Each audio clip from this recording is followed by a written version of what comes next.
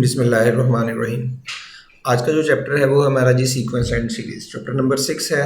ये भी important chapter है, इम्पोर्टेंट आपको तकरीबन हर यूनिवर्सिटी के एग्ज़ाम में इसमें से भी क्वेश्चन लाजमी मिलता है। ठीक है, तो 3 टॉपिक है इसके अंदर, एपी है, जीपी है और एचपी है। इस लेक्चर में हम सिर्फ एपी डिस्कस करेंगे, नेक्स्ट लेक्चर में जीपी और एचपी डिस्कस करेंगे। तो सीक्वेंस सीरीज स्टार्ट करने सबसे पहले हमें सीक्वेंस की डेफिनेशन का पता होना चाहिए। What is sequence? ठीक है, डेफिनेशन वो सिर्फ समझाने के हद तक मैं बताता हूँ। मैं पहले भी आपको कई बार कह चुका हूँ कि डेफिनेशन हमें सिर्फ समझ आनी चाहिए, वर्डिंग याद करने की जरूरत नहीं है। A sequence is a function whose domain is set of natural numbers. A sequence is a function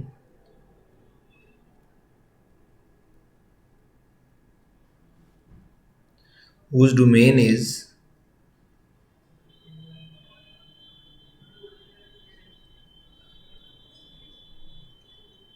a subset of natural number.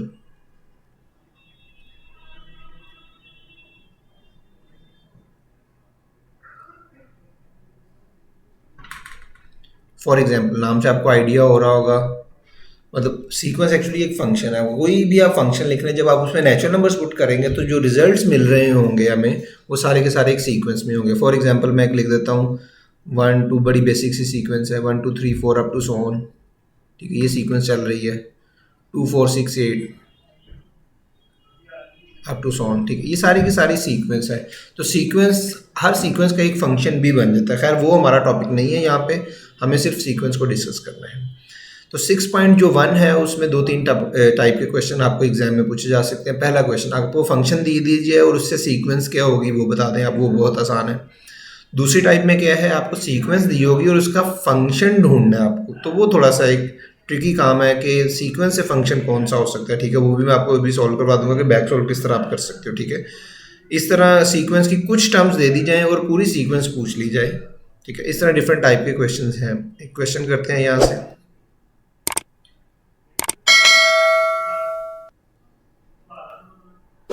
Question is the sequence whose general term is the sequence SEQ, sequence को मैं short form में लिख रहा हूँ, sequence whose general term is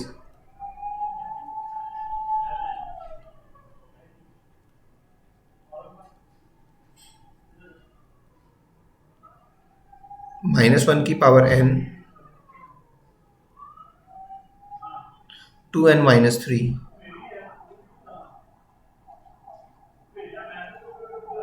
option A -1 1 3 5 up to so on.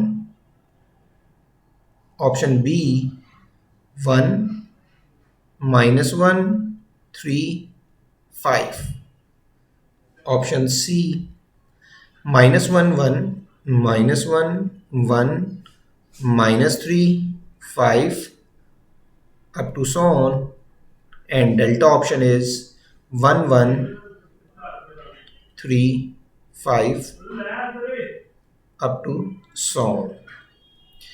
अब general term आपको दी गई है। ठीक है, ये जनरल टर्म है, आपने बताना है ये किसकी सीक्वेंस है। जनरल टर्म को वैसे रिप्रेजेंट करते हैं ए एन से, तो इस तरह भी आप लिख सकते हैं ए एन। ठीक है, एन मीन nth टर्म की फॉर्मूला आपको दे दिया गया। अब सीक्वेंस फाइंड करने के लिए सबसे आसान काम क्या है, आपने जस्ट वैल्यूज पुट करनी है 1 2 3 अप टू सो ऑन। ठीक है, अगर तो कुछ नहीं दी, अगर साथ उसने मेंशन कर दिया कि आपने 0 से स्टार्ट करना है तो आपको 0 पुट करना पड़ेगा। अगर कुछ मेंशन नहीं किया तो इसका मतलब है आपको 1 से स्टार्ट करना है। तो जब 1 पुट करेंगे, व्हेन n इज 1, इसमें जस्ट वैल्यूज पुट करनी है। व्हेन n इज 1 तो ये माइनस में आएगा, 2 -3 -1 -1 इंटू -1 +1। अब +1 देखें किस ऑप्शन में है, ए में भी -1 है, सी में भी -1 है, तो ये हमारा ऑप्शन यहाँ से निकल जाएगा। ठीक हो गया, मतलब ये भी निकल गया हमारा और ये वाली भी ऑप्शन रिमूव होगी सिर्फ 1 पुट करने से। अब हम चेक करते हैं जी, n को 2 पुट करके देखें। n को जब 2 पुट करेंगे तो -1 की पावर 2 हो जाएगा पॉजिटिव नंबर, ये 1 पॉजिटिव है तो ये इग्नोर कर देते हैं इसको। तो 2 2 4 -3 1।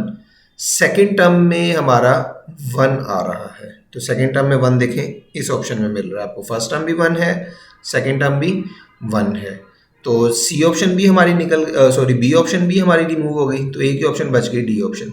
और आपको मज़ीद फर्दर और भी चेक करना है, जब आंसर मिल जाए तो चेक करने की ज़रूरत नहीं है, ठीक है, क्योंकि हमने ऑप्शन रिमूव की हैं। ये नहीं हो सकता, ये नहीं हो सकता, ये तो लास्ट में जो बच गया वही आंसर है, ठीक है। इस तरह टाइम भी हमारा सेव हो जाता है। अगर आप चेक करना चाहें तो कर सकते हैं। इसमें आप एन को 3 पुट कर दें, 3 पुट करेंगे 3 6 माइनस 3 3, तो ये -3 सॉरी ये -3 होना चाहिए, ये मिस्टेक हो गई। अभी चेक इसको ठीक कर देते हैं। ठीक हो गया जी, तो ये ऑप्शन हमारी आ गई डेल्टा। नेक्स्ट जो क्वेश्चन है उसमें हम सीक्वेंस लिखेंगे और जनरल टर्म पूछ लेते हैं, ठीक है जी। Question, the general term of the sequence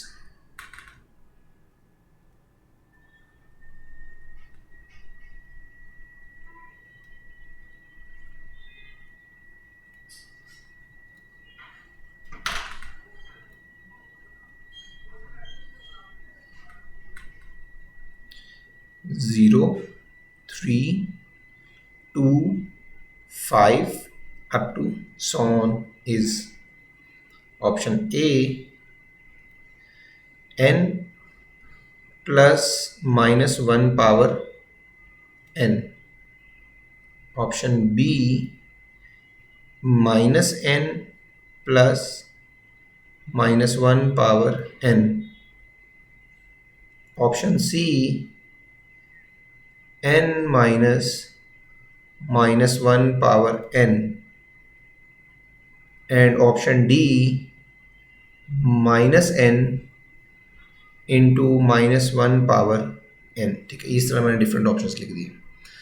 तो अब सीक्वेंस दी गई है आपको और उसकी जनरल टर्म पूछ ली है, जनरल टर्म ऑप्शन में दी गई है। अब देखिए फर्स्ट टर्म 0 है, मतलब n को 1 पुट करने से जो टर्म आपको 0 आंसर देगी वही आंसर है। तो स्टार्ट कर लें।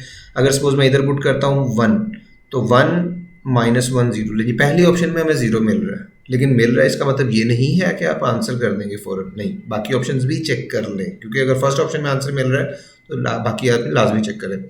इसमें देखिए अगर 1 पुट करें तो -1 एंड -1 -2, नहीं जी ये तो हो ही नहीं सकती, ठीक है, इसको डिलीट कर दें। साथ ही इसमें साथ ही आ जाता है जी 1 पुट करें 1, तो ये -+1 ये भी 2 हो जाएगा, ये भी ऑप्शन नहीं है। इधर हम अगर 1 पुट करें तो ये तो 0 नहीं होगा, तो देखिए एक ऑप्शन वैसे ही बच गई, तो यही हमारा आंसर होगा। वेरीफाई करने के लिए आप क्या करेंगे, अगर सपोज 2 ऑप्शन में आपको मैच हो गई हैं तो आप सेकंड टर्म पे चले जाएं।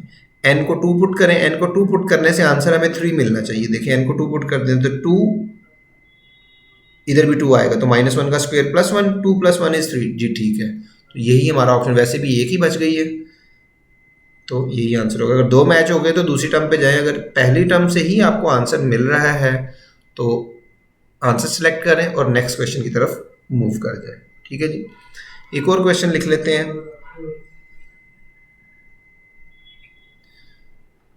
क्वेश्चन है जी, if a1 is 1, a1 mean first term, and a2 is 1, a2 is also 1, second term is also 1, and दोबारा लिखा गया, ठीक है। an is equal to an minus 1 plus an minus 2 for n greater than equal to 3। अब देखिए इस पर condition दे दी गई है for n greater than equal to 3, ठीक है। ग्रेटर देन इक्वल टू 3 के लिए आपने यूज़ करना, जाहिर सी बात है, वैसे तो वैसे दे दी हुई हैं, तो इसको आपने 3 से ऑनवर्ड स्टार्ट करना, तो थर्ड टर्म मिल जाएगी। Then next two terms, then next two terms of sequence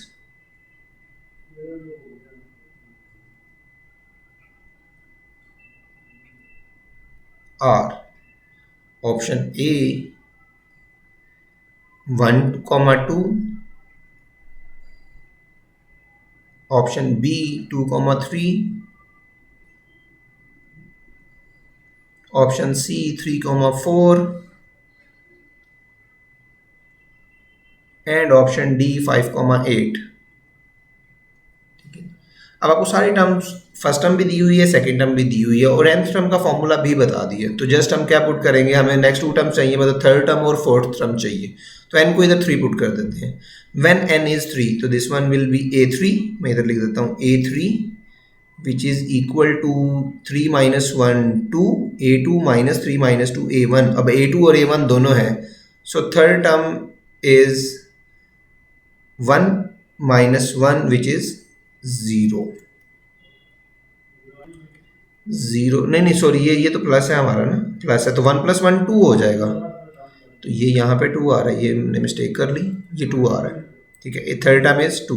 अब 2 देखें किस ऑप्शन में है. इसमें तो 1 है, ये भी नहीं है, इसमें भी नहीं है और इसमें भी नहीं है. तो एक ही ऑप्शन में आपको मिल रहा है 2, तो वही हमारा क्या होगा, आंसर होगा. हम उसी को सिलेक्ट करके आगे मूव कर जाएंगे. ठीक है, यहाँ पे वो मैंने माइनस लिख दिया था, प्लस दिया होगा. ठीक हो गया जी. नेक्स्ट हम आ जाते हैं जी प्रोग्रेशन पे.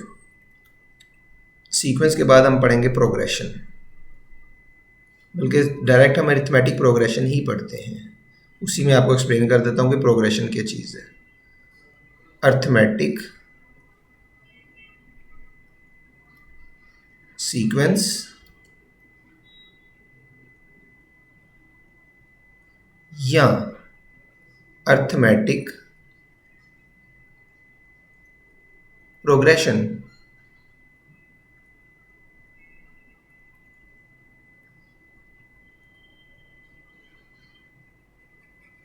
जिसको हम एपी कहते हैं. ठीक है जी, इधर ब्रैकेट में लिख दें AP.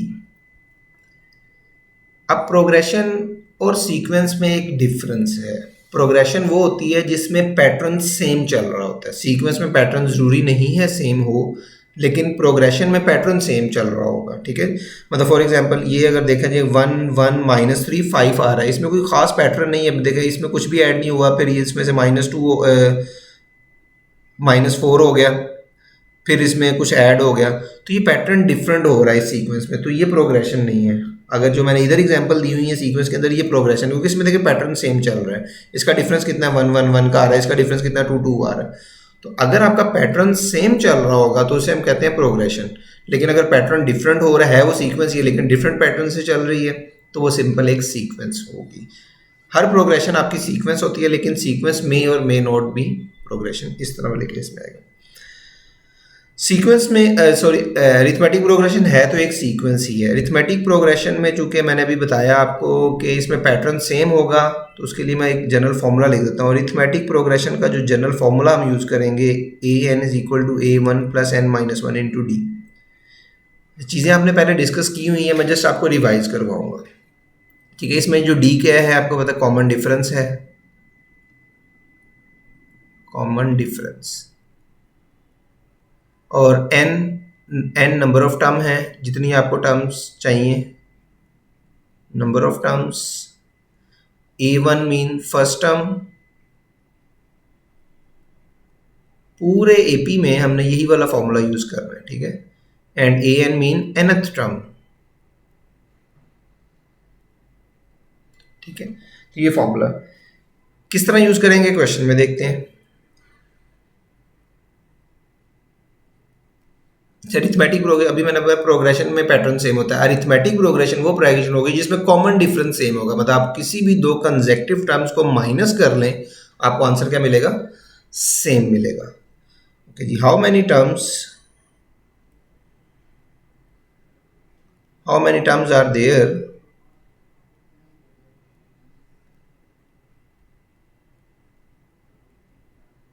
in AP in which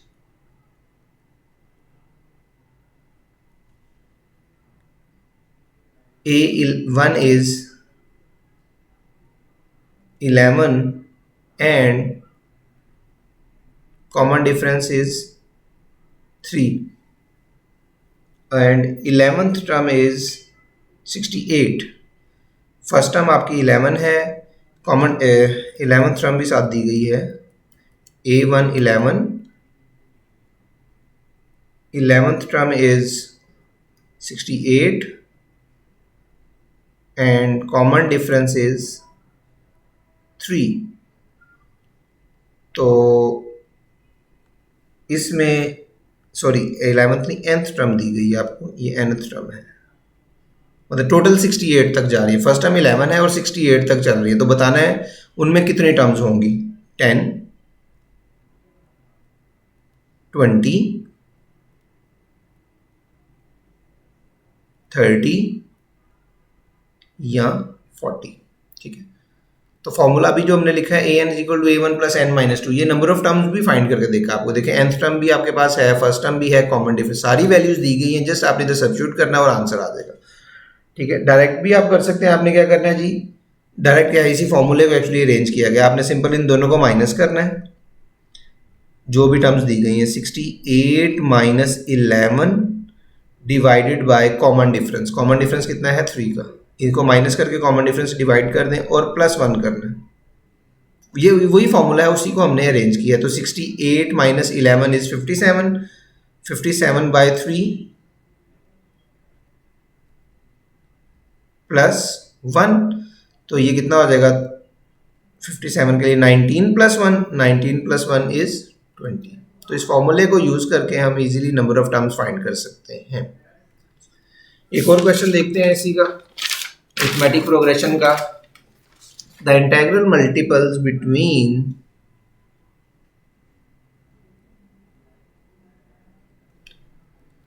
the integral multiple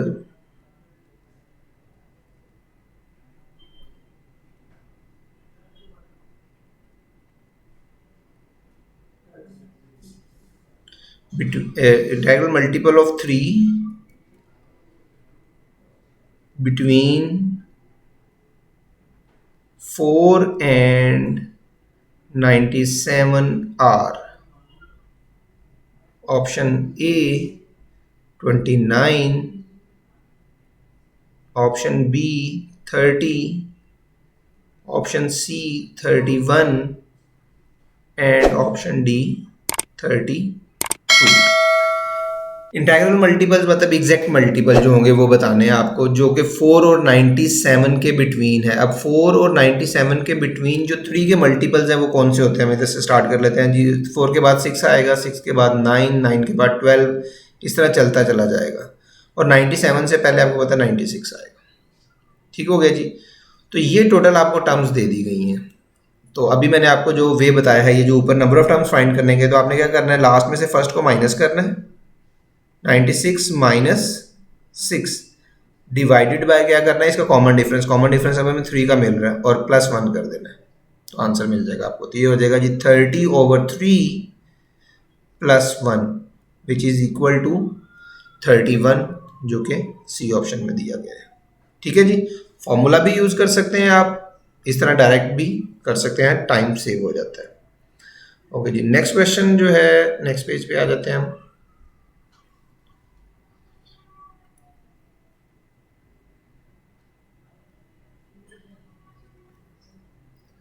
next question, right which term of AP is.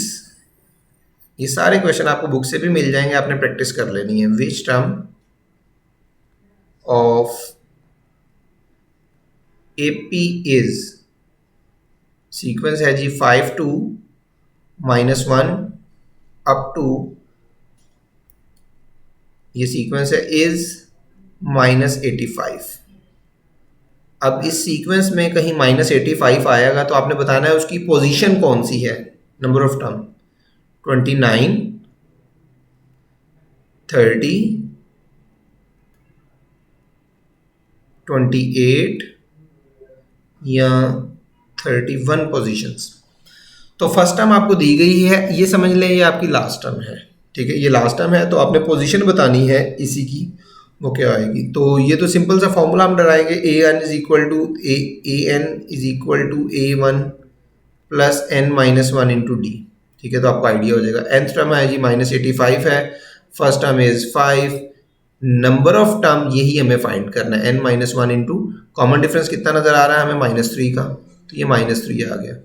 तो सेम उस तरह भी आप कर सकते थे जिस तरह भी पहले वाले वे से किया था, कि उनको फर्स्ट और उसको ऐड करें, कॉमन डिफरेंस से डिवाइड करें और प्लस 1 कर दें, तो उस तरह भी कर सकते हैं। ये देखें जी, उस तरह भी निकाल देता हूँ। -85 -5 divided by common difference is -3 plus 1, तो ये हो जाएगा -90 -90 over -3 is 30 and 30 plus 1 is 31।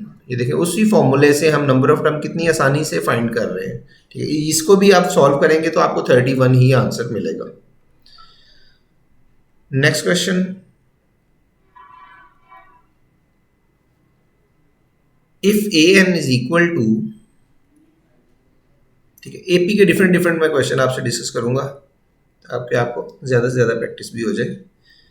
If a n minus two, a n minus two is equal to 3n minus 11 then nth term is,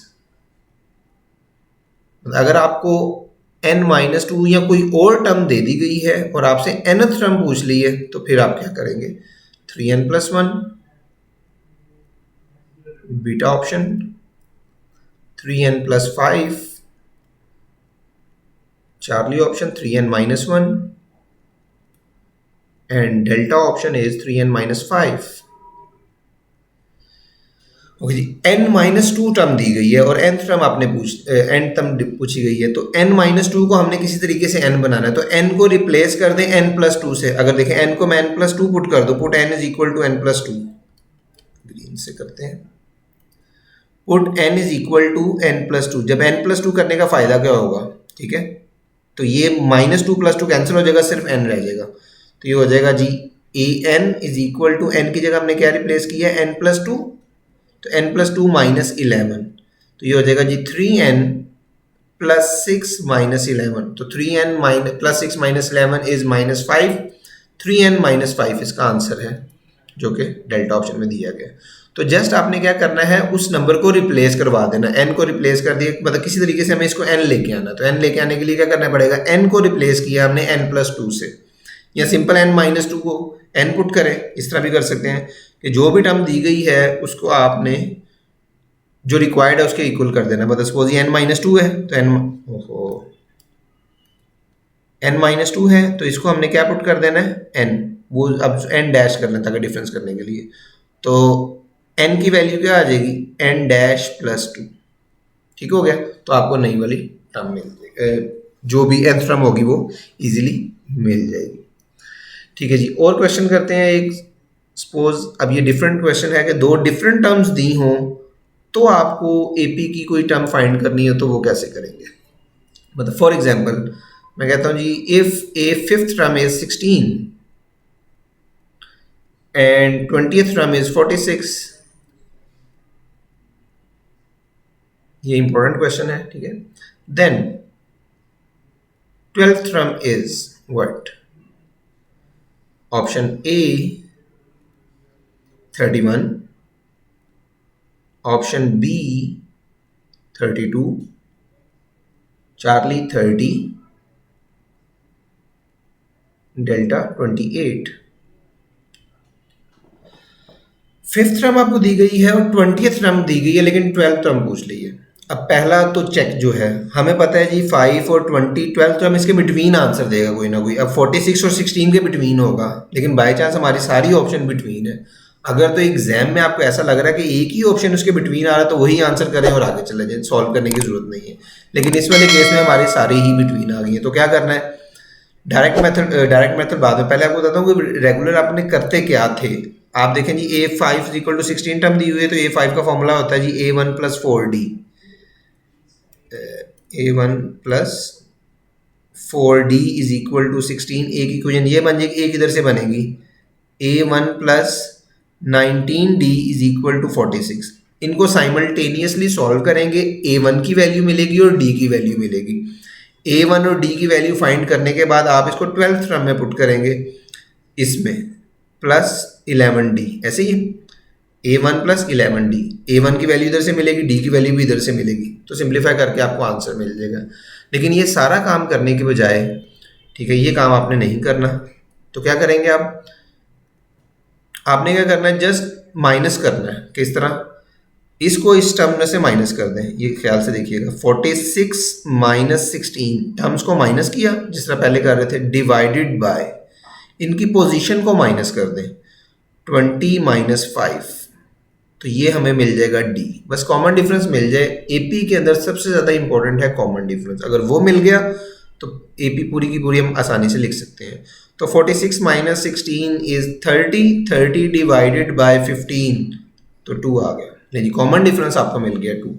दोबारा से देख लें, इस टर्म को इसमें से माइनस करना है, डिवाइडेड बाय उनकी पोजीशन को माइनस करेंगे तो डी मिल जाएगा। लेकिन हमें डी तो नहीं चाहिए, हमें तो 12th टर्म चाहिए। बस डी मिल गया तो 12th टर्म भी मिल जाएगी। तो आपने 12th टर्म फाइंड करनी है। अब फर्स्ट टर्म नहीं है तो फर्स्ट टर्म जरूरत भी नहीं है हमें फाइंड करने की। क्या करें, इन्हीं में से कोई यूज कर लें। 5th या 20th टर्म कोई जो आप कहते हैं वो यूज कर लेते हैं। मतलब सपोज मैं 5th टर्म यूज करता हूँ A5। अब 5th टर्म में मैं क्या नंबर ऐड करूं कि वो 12 बन जाए, तो वो कितना आएगा 70। मतलब 7 और 5 देखें, ये 12 होना चाहिए। अगर इन दोनों का सम इसके इक्वल है, इसका मतलब आपका फॉर्मूला जो है वो ठीक है। 5th टर्म है जी 16, कॉमन डिफरेंस 2 का है तो 7 2 जा 14, तो 16 प्लस 14 कितना हो गया जी 30। ये आंसर मिल गया आपको। ठीक है, तो साइमल्टेनियसली सॉल्व करने की बजाय आप डायरेक्ट डी फाइंड कर लें। डी फाइंड करने के बाद जो भी टर्म गिवन है उन्हीं को यूज करके अपने रिक्वायर्ड टर्म फाइंड कर लें। मतलब सपोज आप जुबानी करके बताता हूँ, अगर 20 आप यूज करते तो 20 में से मुझे 8d माइनस करना पड़ना था, तो मेरे लिखना था 20 माइनस 8d, तो 8d 16, तो 46 माइनस 16 अगेन 30। तो जुबानी भी आप कर सकते हैं अगर थोड़ी सी आपकी प्रैक्टिस हो जाती है तो। ठीक है जी, इसी का एक और क्वेश्चन भी कर लेते हैं। मतलब फॉर एग्जाम्पल आपने वो खुद ही सॉल्व कर लेना, मैं सिर्फ क्वेश्चन लिख देता हूँ और आंसर बता दूंगा इसका। क्वेश्चन है जी, if 5th term is 13, 17th term is 49, then 13th term क्या होगी? What is the 13th term? Option A 37, option B 47, option C 15 and option C 14। ठीक है जी, सेम उस यही क्वेश्चन है। ठीक है, डायरेक्ट जरा वैसे तो आप सिंप्लीफाई करें जो अभी मैंने डायरेक्ट वे बताया आपको, लेकिन और भी एक गैस बताता हूँ। अब हमें पता है 13th टर्म हमें रिक्वायर्ड है, 17 और 5th दी हुई है। इसका मतलब वो कि बिटवीन के करीब आंसर होगा। अब बिटवीन तो हमारे पास 47 भी है, 50 सारी बिटवीन है। लेकिन देखें 5 और 13 में कोई ना कोई तो मतलब 5th टर्म और 13th टर्म में कुछ तो ज़्यादा गैप होगा ना। तो ये 14 और 15 तो नहीं हो सकते हमारे, इसको हम क्रॉस कर देते हैं। ये वाले हमारे नहीं हो सकते क्योंकि ये तो बिल्कुल साथ उसके पड़े हुए हैं, तो ये तो नहीं हो सके। अब अगर 47 देखें, 47 बिल्कुल इसके करीब है, तो अगर थोड़ा सा IQ है तो ये बिल्कुल वो भी नहीं हो सकता आंसर। तो एक ही आंसर बच गया जो कि 37 है। तो जब कुछ क्वेश्चंस आपको ना आ रहे हो तो इस तरह आप गेस कर सकते हैं, इसे कहते हैं स्मार्ट गेस। ठीक है, ये चीज़ें आपको प्रैक्टिस के साथ साथ ईजिली समझ आ जाएंगी। ठीक है, लेकिन मैं रिकमेंड यही करूंगा, आप कोशिश करेंगे पहले ये वाला मेथड आपको आना चाहिए। जब इसकी बहुत ज़्यादा प्रैक्टिस हो जाए फिर आप इस स्टेज पे होंगे कि इस तरह के गैस आप कर सकते हैं। ठीक है, ओके जी, नेक्स्ट है जी, ये तो थे अरिथमेटिक प्रोग्रेशन के क्वेश्चन। अब आ जाते हैं अरिथमेटिक मीन पे। अरिथमेटिक मीन या इसको AMB बोलते हैं। अरिथमेटिक मीन की डेफिनेशन फिर वही कहा मैंने चाहिए। अरिथमेटिक मीन को अगर मैं सपोज A से डिनोट करूं, 2 नंबर्स का अरिथमेटिक मीन क्या होता है? सिंपल उनको ऐड करें और 2 से डिवाइड कर दें। ये हो गया जी arithmetic mean. nth arithmetic mean का फॉर्मूला भी मैं साथ ही लिख देता हूं, nth मीन। लेकिन ये आपने यूज़ नहीं करना है, ये इसकी मैं अभी जब क्वेश्चन में उसको डिटेल में बता दूंगा। nth arithmetic mean, nth arithmetic mean का जो फॉर्मूला है वो ये है जी, an is equal to a plus nb over n plus 1। अच्छा, अरिथमेटिक मीन बेसिकली ये है जी, अगर a और b, अगर a और b का a अरिथमेटिक मीन है तो जो a और b हम लिखेंगे वो आपकी जो सीक्वेंस बनेगी वो अरिथमेटिक होगी। ठीक है, ये आपने डिटेल पढ़ी हुई है पहले से FSC में। ठीक है, मैं इसमें नहीं जा रहा। nth अरिथमेटिक मीन का मतलब क्या है? मतलब सपोज 2 नंबर्स के दरमियान में आप 5 अरिथमेटिक मीन्स ऐड करते हैं, तो जो 5th अरिथमेटिक मीन है ये आपको ये वाला फॉर्मूला उसका आंसर बता देगा। लेकिन अगर मैं कहूँगा जी 4th अरिथमेटिक मीन बताएं तो फिर ये फॉर्मूला आपको गलत आंसर देगा। तो इस चीज़ का आपने ख्याल रखना है कि nth अरिथमेटिक मीन का मतलब है ये nth मीन ही बताएगा आपको, बाकी नहीं बताएगा। बाकी कैसे, अगर बाकी फाइंड करनी हो तो क्या करेंगे, तो उसके लिए मैं स्पेसिफिक मीन का फॉर्मूला लिख देता हूँ। इसे कहते हैं स्पेसिफिक मीन। मतलब बुक में आपके ये यूज़ नहीं किया गया वर्ड, ठीक है, हम खुद से लिख रहे हैं। स्पेसिफिक अरिथमेटिक मीन मतलब आपको, मतलब सपोज अगर 5 अरिथमेटिक मीन्स ऐड किए गए हैं और आपसे कह रहा है जी फर्स्ट बता दें, सेकंड बता दें, थर्ड बता दें, फिफ्थ बता दें, कोई भी बता दें, तो आप इस फॉर्मूले से इजीली कर सकते हैं। वो क्या है जी, a plus m into b minus a over n plus 1। ठीक है जी। इसमें ये जो m है ये वो वाला स्पेसिफिक मीन है जो आपको फाइंड करना है। ठीक है, ये स्पेसिफिक लिख लेते हैं इसको। ये n है जी टोटल मीन्स जितने आपने ऐड किए हैं, मतलब अगर सपोज 5 मीन ऐड किए हैं तो वो ये 5 ही होगा, 6 किए हैं तो ये 6 ही रहेगा। a और b वो जो दो नंबर्स हैं उनके दरमियान में, ठीक है, ये वही है। ओके जी, क्वेश्चन अरिथमेटिक मीन से, इसी में कुछ डिटेल्स हर क्वेश्चन में। For what value of n, ये बड़ा मशहूर और इम्पोर्टेंट क्वेश्चन है, आपने इसका लॉन्ग क्वेश्चन में किया हुआ था प्रूफ, ठीक है, लेकिन एग्जाम में आ सकता है। For what value of n an plus bn over an plus 1 plus bn plus 1, value change भी हो सकती है, ठीक है। मे बी अरिथमेटिक मीन, मतलब n की मैं कौन सी वैल्यू यहां पे पुट करूं कि ये अरिथमेटिक मीन बन जाए, 1 माइनस 1 2 या 0। ठीक है, n की वैल्यू बतानी है कि कौन सी पुट करें यहाँ पे कि ये अरिथमेटिक मीन में कन्वर्ट हो जाए। अरिथमेटिक मीन मतलब a plus b by 2 exact value मिल जाए। अब प्रूफ तो आप नहीं कर सकते, याद भी नहीं कर सकते, क्योंकि उसने अगर n की ये पावर ही चेंज कर दी तो फिर क्या कैसे करेंगे, ठीक है। तो इसलिए याद रखना क्या, याद आपको वो बता देता हूँ। जब भी आपको गिवन होगा ये पावर कंजेक्टिव दी होंगी, एक n है तो ये दूसरा n प्लस 1 है, या इधर n माइनस 1 भी कह सकता था वो, मतलब जब भी ये पावर देगा कंजेक्टिव देगा, इस चीज़ का आपने ख्याल रखना है। अगर तो पावर कंजेक्टिव है, कम या ज़्यादा से कोई फर्क नहीं पड़ता, अगर पावर आपकी कंजेक्टिव है तो जस्ट आपने क्या करना है, जो डिनोमिनेटर में पावर है ना उसको 0 पुट कर दें, तो यहाँ से आपको वैल्यू मिल जाएगी -1 और यही हमारा आंसर होगा। ठीक है, क्या करना है, डिनोमिनेटर वाले को 0 पुट करना है, जो वैल्यू मिल जाए वही हमारा आंसर होगा। अगर हम -1 पुट करें तो ये वाला जो मीन होगा, ये जो फॉर्मूला एक्सप्रेशन दिया गया है, ये अरिथमेटिक मीन में कन्वर्ट हो जाएगा। ठीक हो गया जी। ओके जी, next question 7।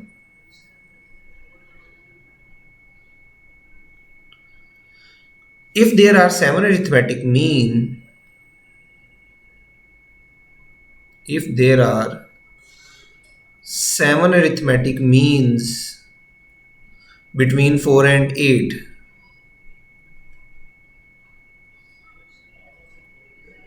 then fifth arithmetic mean क्या होगी? ऑप्शन फॉर्मूला है 13/2, answers beta option, simple 2/13, Charlie option 6 and delta option none of these, इनमें से कोई नहीं है। अब 7 अरिथमेटिक मीन ऐड करिए, समझाने के लिए मैं थोड़ी सी मैं इसको कर देता हूँ। मतलब सपोज ये 4 है, इसमें 7 अरिथमेटिक मीन क्या होंगी, A1 A2 A3 4 5 6 7 और लास्ट में क्या आ जाएगा 8। तो आपने फाइंड करनी है फिफ्थ अरिथमेटिक मीन, जो कि ये वाली दी गई, इसको मैं हाईलाइट कर देता हूँ, सर्कल कर देता हूँ, ये वाली फिफ्थ अरिथमेटिक मीन आपको ऐड करनी है। तो इसमें अभी जो मैंने फॉर्मूला बताया था आपको स्पेसिफिक मीन का, आप वही यूज़ करेंगे, ठीक है। nth मीन वाला अगर यूज़ करेंगे तो वो गलत आंसर दे देगा आपको, मतलब n को आप 4 पुट करें और आंसर निकाल लें, लेकिन नहीं, ठीक है। तो a5 फाइंड करना, तो मैं फॉर्मूले में n को 5 पुट करूंगा, तो क्या है जी, a है, a की जगह हम पुट कर देंगे 4 क्योंकि a में 4 है, प्लस m स्पेसिफिक मीन, हमें फिफ्थ मीन चाहिए तो ये 5 आ गया, बाकी क्या आएगा b minus A divided by n plus 1, n plus 1 mean 7 means है और प्लस 1 कर दिया, इसको सिंप्लीफाई कर रहे हैं, आंसर आ जाएगा। तो ये हो जाएगा 4 प्लस 5 और 20/8, तो 20/8 क्या हो जाएगा जी, 4 प्लस 4 5 ज़ा 20 4 2 ज़ा 8, तो 8 + 5 13/2 इसका आंसर होगा सिंप्लीफाई करने से। ठीक है जी, ये आपको आंसर मिल जाएगा। स्पेसिफिक मीन का फॉर्मूला यूज करना है, nth मीन का यूज करेंगे। nth मीन का यूज उस वक्त कर सकते हैं जब आपको 7th मीन चाहिए, फिर आपको सही आंसर देगा। लेकिन 6, 5, 4, 3 में वो आपका क्वेश्चन, आपका फॉर्मूला गलत आंसर करेगा। ठीक है, इस चीज का आपने ख्याल रखना है। ओके जी, now one more question. If 5 and 8 if 5 8 ये बुक का ही है, are two arithmetic means AMs between A and B, then what is the value of A plus B? Option A 13, option B 13/2, option C 15 and delta option is 15/2। अब 5 और 8 दो arithmetic means हैं A और B में, और आपको बताना है कि A प्लस B क्या होगा। तो ये अरिथमेटिक मीन्स हैं, तो ये सीक्वेंस आपकी AP होगी। ये 5 B AP बन जाएगी। अगर AP है तो इसका मतलब कॉमन डिफरेंस सेम होगा। अगर सपोज 8 - 5 कॉमन डिफरेंस 3 का आ रहा है, तो प्रीवियस भी तो 3 का डिफरेंस होगा और नेक्स्ट भी 3 का डिफरेंस होगा। तो ये 3 A की वैल्यू 2 बन जाएगी और B की वैल्यू क्या मिल जाएगी 11। तो हमें चाहिए A प्लस B, तो A 2 है B 11, तो सम हो गया कितना होगा 13। ठीक है, जस्ट एक फॉर्मूला है और डेफिनेशन आपको अगर आईडी है तो मेरे ख्याल से कोई क्वेश्चन आपका गलत नहीं हो सकता, इजीली क्वेश्चन सॉल्व हो जाएंगे। छोटे छोटे पॉइंट्स आपको याद रखने हैं जो कि आपका क्वेश्चन गलत करवा सकते हैं। ओके जी, next question. Sum of 6 AMs between 2 and 5 is option A 7, option B 8, option C 36 and option D 21। Okay जी, 2 और 5 में 6 अरिथमेटिक मीन इंसर्ट करनी है, तो और उनका सम बताना है आपको। तो 6 अरिथमेटिक मीन इस तरह होंगी, मतलब सपोज मैं कर लेता हूँ, एक A1 है, second one is A2, A3, A4, A5 and A6 और लास्ट में 5।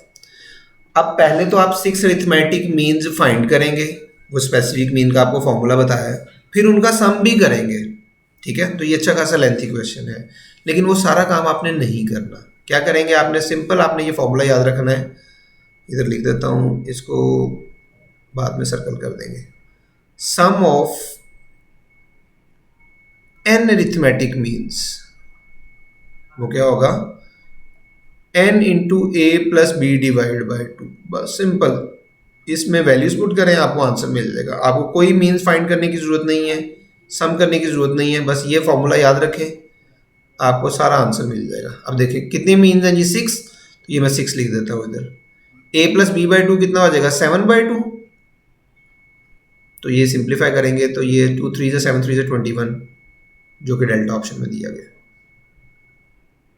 ठीक हो गया जी, क्लियर है, सारा सम फाइंड करने की जरूरत नहीं है। तो ये छोटे छोटे पॉइंट्स हैं जो आप याद रखेंगे तो आपके क्वेश्चन जल्दी भी सॉल्व हो जाएंगे और आपका टाइम भी सेव होगा। ठीक है जी, नेक्स्ट टॉपिक है हमारा अरिथमेटिक सीरीज। अरिथमेटिक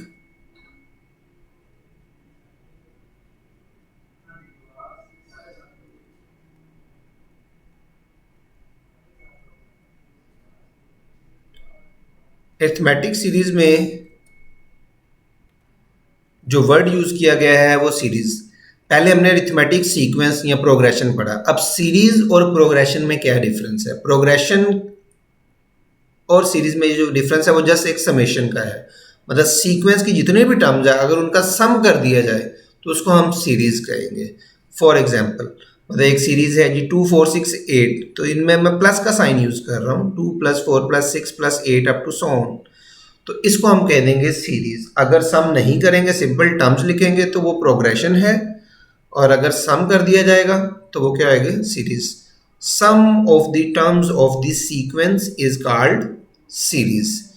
सीरीज के लिए जो फॉर्मूला हम यूज करते हैं अरिथमेटिक सीरीज के लिए स्पेशली, वो है जी n/2। ये भी आपने याद है, ठीक है। इसको मैं एक्सप्लेन कर देता हूँ। 2a1 plus n-1 into D, ये वाला। या दूसरा फॉर्मूला और भी है, n/2 a1 प्लस an। मतलब अगर फर्स्ट और लास्ट टर्म दी गई है तो आप ये वाला फॉर्मूला यूज कर लें।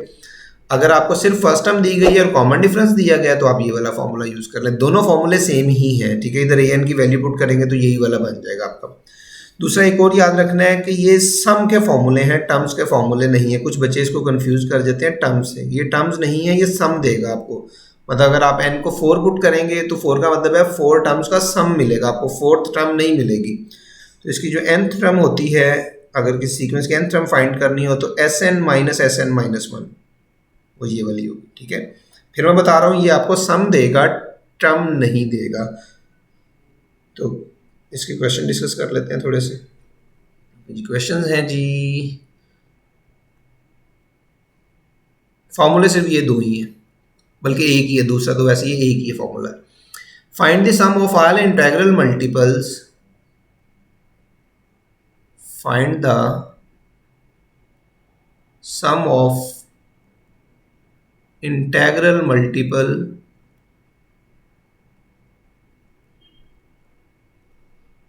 of 3 between 4 and 97। 4 और 97 में जितने भी 3 के मल्टीपल्स हैं उनका सम बताना है आपको। तो 31, option B 1581, option C 1682 and option delta is 1484, ठीक है जी। अब कुछ बच्चे इसको कंफ्यूज करके वही नंबर ऑफ टर्म्स फाइंड कर लेंगे तो 31 आंसर कर देंगे। नहीं, लेकिन हमें टर्म्स नहीं बतानी, उन टर्म्स का सम चाहिए जो बिटवीन 30 और 97। अच्छा, इतना तो हमें पता है जी, 4 और 97 में जो टर्म्स हैं वो 6 है, 9 है, 12 है, 15 है, अप टू लास्ट में टर्म जो आएगी वो 96 है, ठीक है। अब सम के लिए फर्स्ट टर्म भी है, लास्ट टर्म भी है, तो नंबर ऑफ टर्म्स आपने पहले ही फाइंड की हुई हैं, ठीक है, आइडिया है आपको। तो हम फॉर्मूला यूज करेंगे, Sn is equal to n/2। Number of terms कितनी है, 31 है, divided by 2, first plus last term. First term is 6 and last term is 96। तो ये कितना हो गया जी, 31/2 इंटू 96 पर 96 इज 102। इसकी कटिंग कर लें, जब कटिंग करेंगे तो ये हो जाएगा 31 इंटू 51। 31 इंटू 51, लास्ट में देखें 1 लास्ट में 1 आएगा, इतना कंफर्म है। तो 31 तो हो नहीं सकता, सीधी सी बात है। तो एक ही ऑप्शन में हमें 1 ऑप्शन मिल रहा है जो कि 1581 है, ठीक है। अब मल्टीप्लिकेशन पूरी करने की आपको ज़रूरत नहीं है। आपको जब एंड वाले 2 डिजिट्स मल्टीप्लाई करेंगे ना, मैं आपको इधर से बताता हूँ, ये देखें। आपको पता है जी, मल्टीप्लाई करने से 1 कैलकुलेटर अलाउ नहीं है। कैलकुलेटर होता तो हमें ये नहीं करता, कैलकुलेटर के बगैर काम करना है आपने, ठीक है। आपको पता है लास्ट डिजिट तो 1 ही आएगा। जब लास्ट डिजिट 1 है तो ऑप्शंस में देखें किसके ऑप्शन में लास्ट 1 है। अब वो एक में ही था, 31 तो हो ही नहीं सकता, इसमें भी 1 है, लेकिन 31 option 15 multiply by 51 multiply by 31 तो नहीं हो सकता, ठीक है। तो फिर यही ऑप्शन बच रही थी, तो यही आंसर है। तो पूरी मल्टीप्लिकेशन ना करें अगर आपको आंसर मिल गया तो। हाँ, अगर 2 में 1 है तो फिर आपको ये मल्टीप्लाई करना पड़ेगा। ओके जी, नेक्स्ट क्वेश्चन।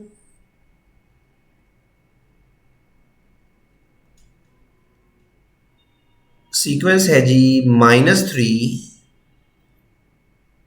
प्लस -1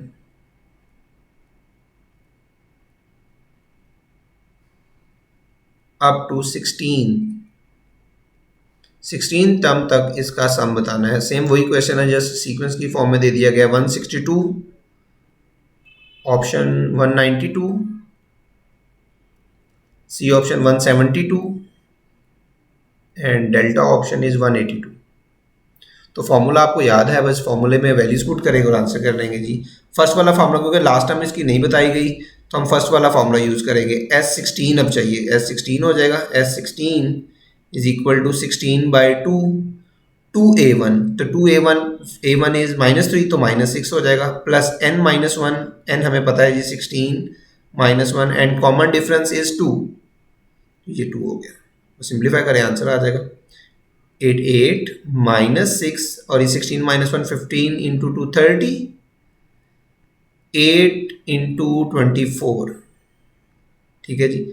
अब देखें 8 4 जा 32, हमें पता है कि एंड में 2 आएगा। अब एंड में 2 सबके ही 2 है, तो ये आपको पूरा मल्टीप्लाई करना पड़ेगा। सो 24 मल्टीप्लाई बाय 8, चेक कर ले। 8 4 जा 32, 2 3 कैरी, 8 2 जा 16 एंड 3 19, तो 192 इसका आंसर है। ठीक है, ये हाईलाइट हो गया 192। क्लियर? ओके जी, नेक्स्ट क्वेश्चन एक और इसी का ही, इसमें मुश्किल क्वेश्चन नहीं है, जस्ट फॉर्मूले ही पुट करने हैं, फॉर्मूले में वैल्यू सब्स्टिट्यूट करनी है और आंसर मिलते चले जाएंगे आपको। ठीक है, बस ये चेक करना है कि फॉर्मूला आपने कौन सा यूज़ करना है। अभी तो हमें पता है रिथमेटिक सीरीज पढ़ रहे हैं तो रिथमेटिक सीरीज के फॉर्मूले यूज़ हो रहे हैं, लेकिन एग्जाम में तो ऐसा नहीं है।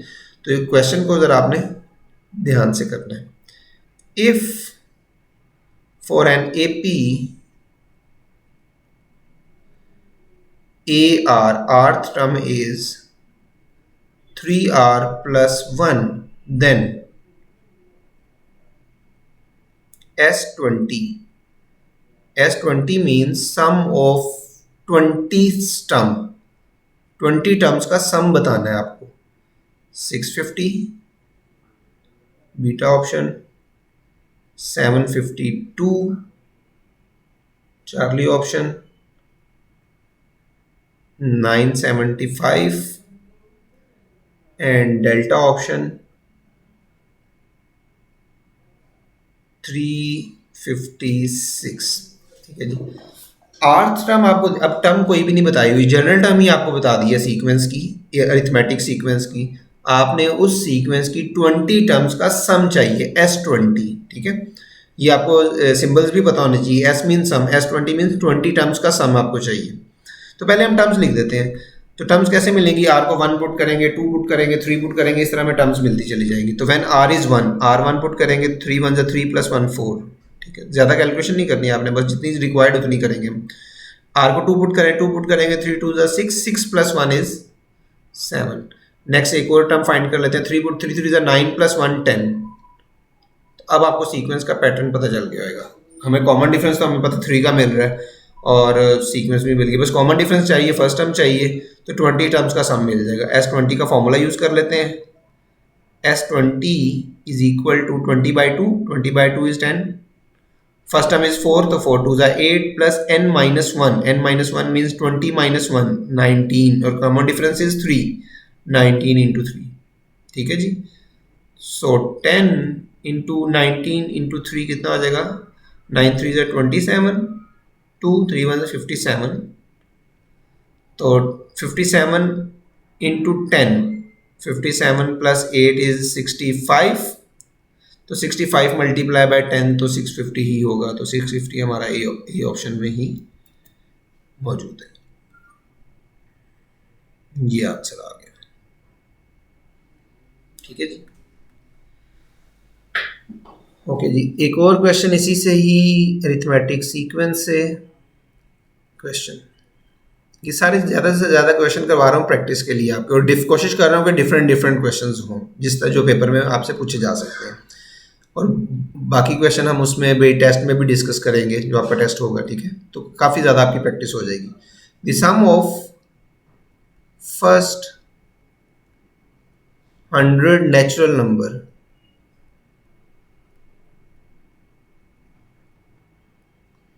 100 नेचुरल नंबर्स का आपको सम चाहिए। 50-50, 5000, C option 6238 and delta option 5055। अब नेचुरल नंबर्स में फर्स्ट 100 नेचुरल नंबर्स लिखने हैं आपको। तो फर्स्ट 100 नेचुरल नंबर्स जाहिर सी बात है नेचुरल नंबर 1 से स्टार्ट होते हैं, तो 1 2 3 अप टू सो ऑन, और ये 100 तक ही जाएगा। ठीक है, अब नेचुरल नंबर्स के लिए आपको सम का फॉर्मूला आपके पास मौजूद है, कॉमन डिफरेंस भी है। तो Sn is equal to 100 terms है, तो 100 बाई 2, A1 प्लस AN, तो 1 प्लस 100, तो 101। तो ये हो जाएगा 50 इंटू 101, तो 50 इंटू 101 क्या आ जाएगा 50 जो कि ए ऑप्शन में मौजूद है। एक तो ये फॉर्मूला जो हम अभी पढ़ रहे हैं उसी को यूज़ कर ले, दूसरा आप वो भी कर सकते हैं, मैं इधर लिख देता हूँ। सम ऑफ नेचुरल नंबर्स का फॉर्मूला है, कंसेक्टिव नेचुरल नंबर्स का फॉर्मूला है n into n plus one divided by 2, ठीक है। तो ये भी फॉर्मूला आप यूज़ कर सकते हैं नेचुरल नंबर्स के लिए, सम के लिए, ठीक है। इसको सर्कल कर लें। n इसमें नंबर ऑफ टर्म जितनी आपको सम करना है, मतलब सपोज हमारे पास 100 टर्म्स है तो आप 100 पुट कर दें, तो 100 बाई 2 इंटू 101, देखो वही चीज़ मिल रही है। हाँ, अगर वो होल नंबर्स कहेगा तो एक चीज़ का ख्याल रखना है, होल नंबर आपके 0 से स्टार्ट होते हैं, ये मिस्टेक हो सकती है। तो फिर आप उस केस में 99 पुट करेंगे। फर्स्ट 100 टर्म्स फिर 99 तक बन रही है, फिर 100 तक नहीं आएंगी अगर होल नंबर्स की बात करेगा। नेचुरल नंबर में जाहिर सी बात है 1 से स्टार्ट हो रहा है। ओके जी, लास्ट क्वेश्चन आज का वो है जी, how many terms of the series, how many terms of the series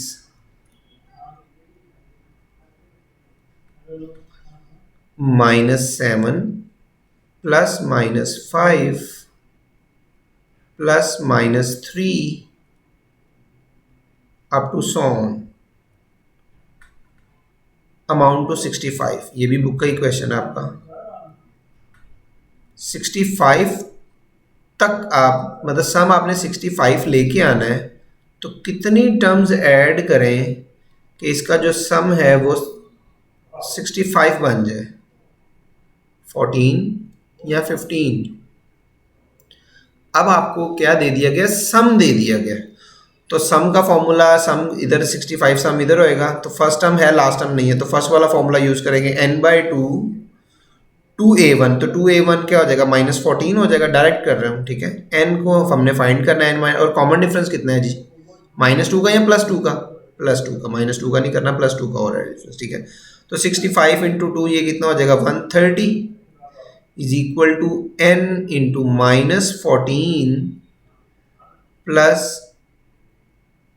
2n minus 2 which is equal to n into 2n minus 16, ये आपको बन गया।